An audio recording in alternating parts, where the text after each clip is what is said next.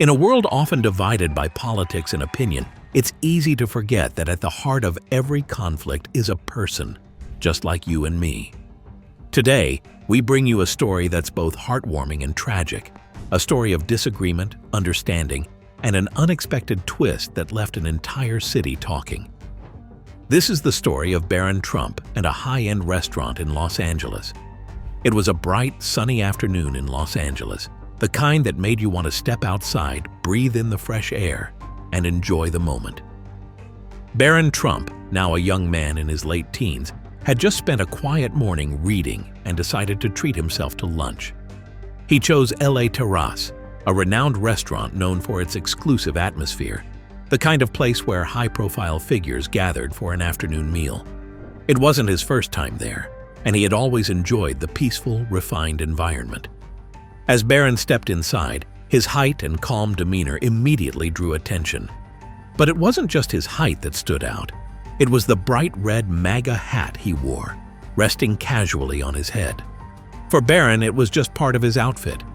He wasn't trying to make a statement, just expressing a part of himself. The hostess, a woman in her mid-30s with a polished demeanor, greeted him and led him to a corner table. The restaurant was calm, not crowded, with only a few diners scattered around. Barron opened the menu, seemingly unaware of the eyes on him, until he noticed the whispers. A few waiters exchanged glances, diners whispered, and then the manager appeared. The manager was a man in his mid-40s, sharp, confident, and unyielding. He walked toward Barron's table, his face tight with determination. As he reached Barron, he spoke loudly enough for everyone to hear. Manager said, "Excuse me, sir, we have a policy against political apparel here. I'm going to have to ask you to remove the hat." Barron looked up, surprised, but calm. He wasn't expecting this. Barron said, "I wasn't aware of any policy like that." The manager, not backing down, gestured vaguely to the room. Manager said again, "It's written in our code of conduct. We want to keep this space neutral."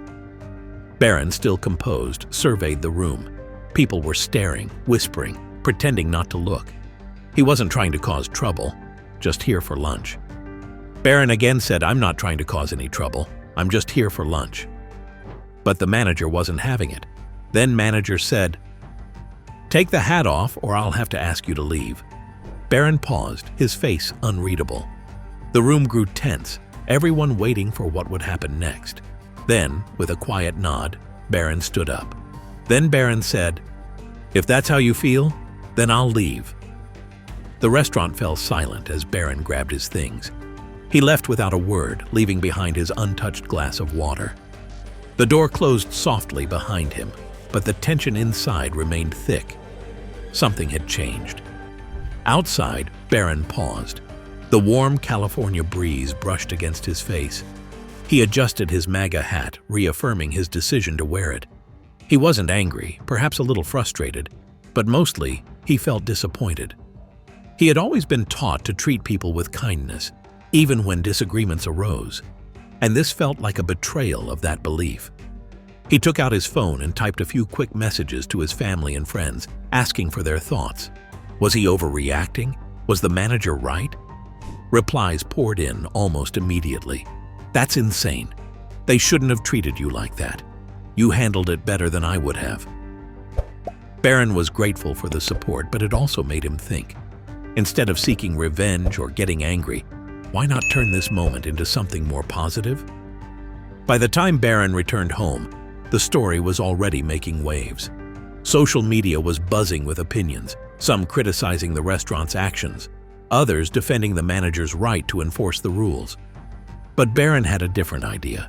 He wouldn't engage in the feud. Instead, he decided to do something that would bring people together, something constructive. In the hours that followed, Barron made several calls, calm but determined. By the next morning, he had a plan. Barron had decided to hold a public fundraiser outside LA Terrace, a fundraiser that would focus on unity, understanding, and bridging divides. The event was not about him or the restaurant. It was about all of us coming together to listen, to understand, and to support those who needed it the most. Volunteers set up tables, food trucks lined the street, and banners with the words, "United we stand, building bridges, not walls," were hung. The event quickly gathered a crowd: families, young professionals, activists, and even some familiar faces from social media. When Barron took the microphone, his voice was steady, but you could hear the emotion behind it. Barron said, "Yesterday, I was asked to leave a restaurant because of a hat. That's okay, I respect their policies, even if I don't agree with them. But what struck me wasn't just being turned away, it was the bigger picture. We've become so quick to judge each other, to take sides, to shut down conversations. That's not who we are. We can do better." The crowd erupted in applause, and Barron continued, his words powerful and filled with purpose. Barron again said, "This event isn't about me. It's about all of us finding ways to listen, to understand, and to come together. The funds raised today will go toward programs that foster dialogue and inclusion. Thank you for being here and proving that unity is stronger than division." As Barron stepped off the stage, the crowd continued to grow. People were connecting, talking, sharing. Inside the restaurant, the atmosphere was starkly different.